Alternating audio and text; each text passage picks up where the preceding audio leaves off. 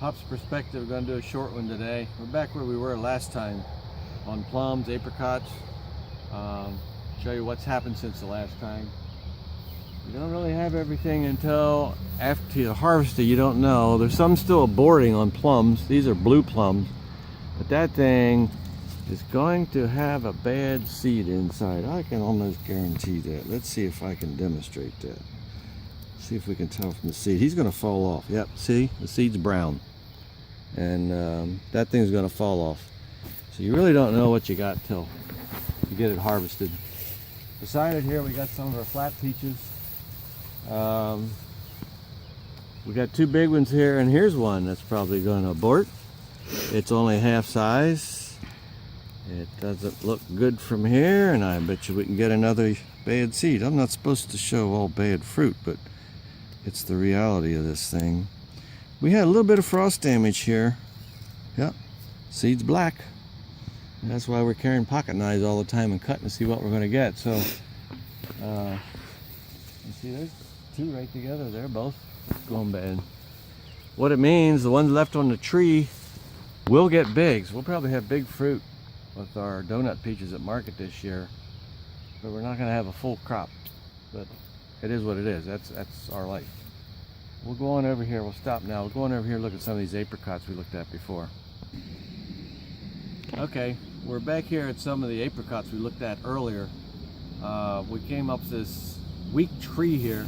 One of the problems with plums, apricots, is that trees are weak and they want to die. If you look down here at the bottom, you can see the bark coming off of here. That thing's not healthy. It doesn't have the foliage of the rest of them. And because of that, the tree is not strong and cannot fight off disease like some of the healthy trees. So this tree has bacterial spot, which is a bacterial disease. Show you one. Get up there. There's one that's real bad. I might as well take him off. I don't want him on anyway. It can get bad enough to make sunken areas on the flesh, but it is actually only on the flesh. If you see there right under the skin, I mean on the skin, the flesh is clear. Sometimes whenever we sort these out and bring them to market, you might see a couple of these spots, but it does not affect flavor. It's nothing that's going to hurt the customer. The worst ones we take out and we make our apricot jam and jelly.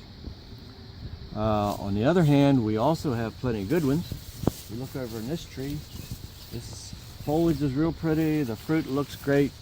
And you're going to see these at market and have the chance to buy them, 2-3 weeks. They'll be ready. I think we'll go down here and look at these methyl plums then, show you what a big crop of plums looks like. Okay. Yep.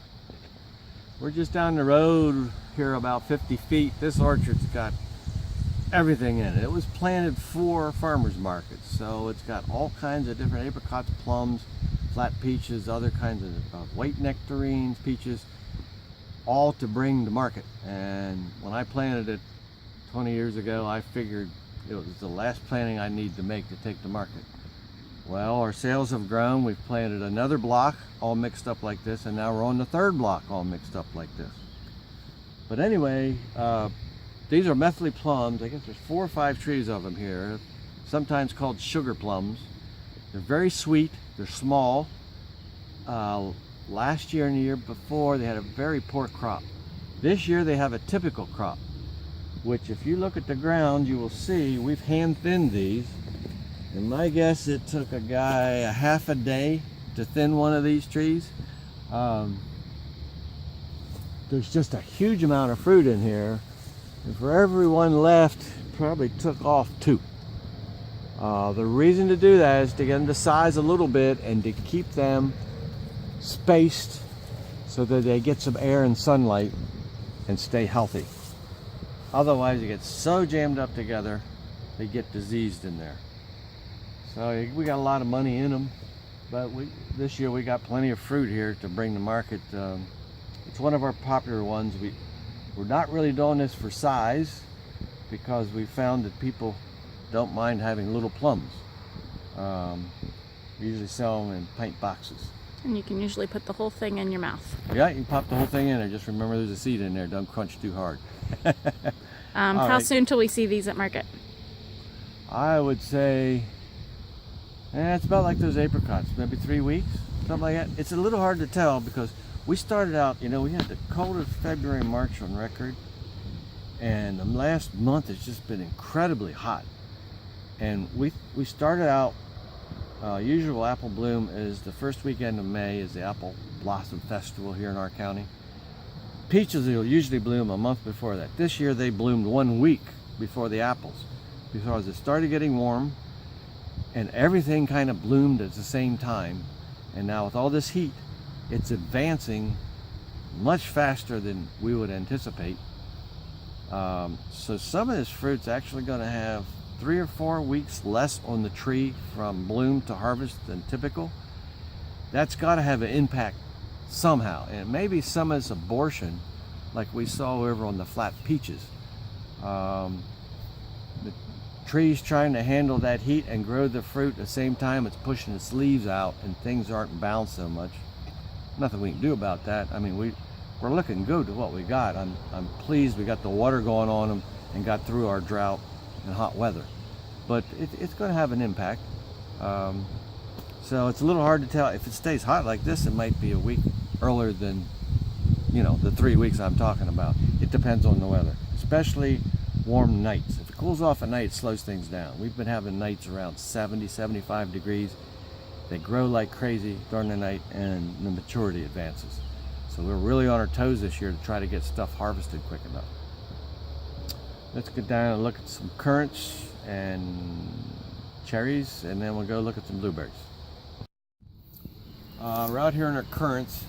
This is pretty much Sydney's domain, not mine. I do mostly tree fruits. But currants do come in all different colors. This is either white or pink. I'm not sure. Let's see here. Well, some of them are pinking up. I bet that one is pink. But they are really pretty on the plants. We also have over here gooseberries.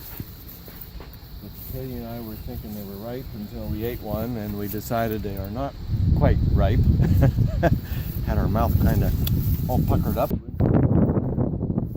Better success with them selling them at market, although I'm not sure the flavor is actually any different than the white or the pink. Sometimes we mix them together. We have more red than anything else. But they are very pretty on the plant. And I guess the last thing we'll say here is we are picking sweet cherries. We got some beautiful stuff this year. Really proud of what we're going to be bringing to market. You can see the net over here to keep the birds out.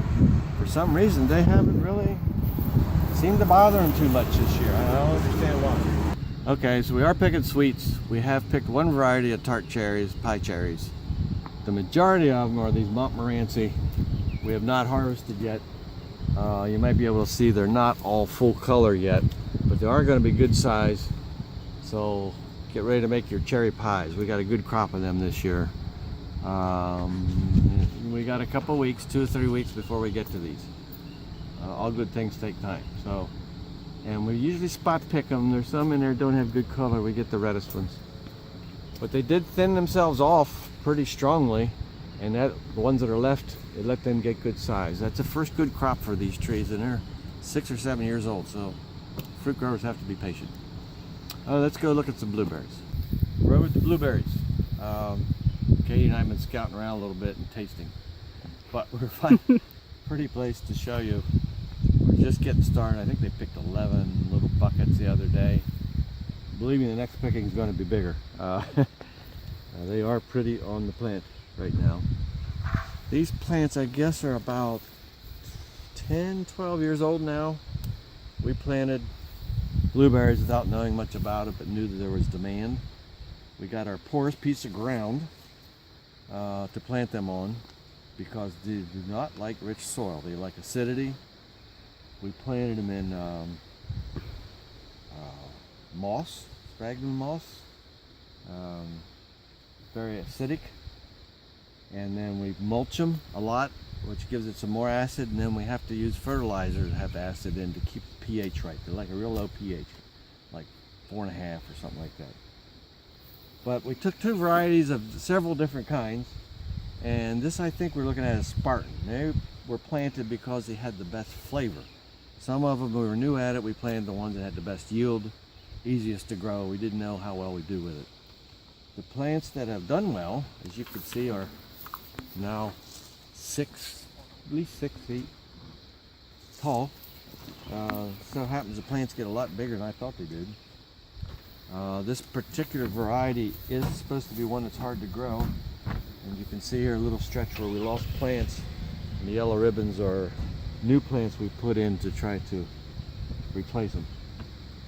So we're stretched over a long period of harvest on purpose so we don't get them all at once, that we could supply blueberries. And of course, coming from Pennsylvania, going to DC to the markets, the later the season is, the better it is for us, because the southern growers, they get the early part, we get the late part. So our new plants over here we put in over on the other side. We're just putting netting on those for the birds. There's I gotta look at my crib sheet. Elliot and Aurora, and they come very late to try to stretch our season on the other end. Those plants will have their first big crop this year. They had a kind of part of a crop last year. They're just kind of this big. We have had to support them. You see we put string in here and tied the strings together to hold them up. They get so much fruit on them, they want to fall over. And to harvest them, I just have to tuck him back in there.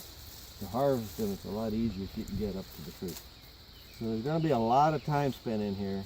The biggest problem with blueberries is simply the biggest expense is the labor of harvest. It takes a lot of time to harvest them. But it's been a great thing for us at market. Look for them. We should have some this weekend.